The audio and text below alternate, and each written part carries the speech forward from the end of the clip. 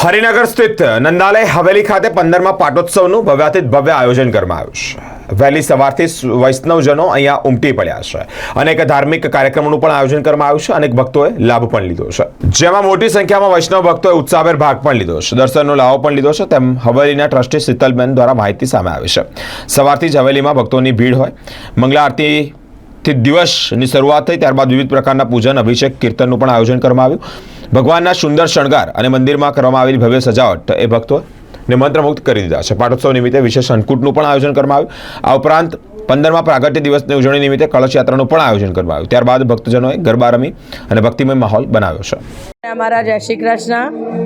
આજે નંદાલયના 15મા પાટોત્સવની ઉજવણી ચાલી રહી છે। હમણાં જ કળશ યાત્રા થઈ અને બધી બહેનો ગરબાથી ખૂબ ખુશાલીથી ગરબા કરી રહ્યા છે। આજે સાંજના શીશ મહેલનો મનોરથ રાખવામાં આવ્યો છે। 3 દિવસની ઉજવણીનો આજે ત્રીજો દિવસમાં સમાપ્ત કરીએ પાટોત્સવથી। અને કારતક વદ સાતમના દિવસે આજે 14 વર્ષ પૂરા કરી 15મો વર્ષમાં ઉજવણી આપણે ચાલુ કરી રહ્યા છે।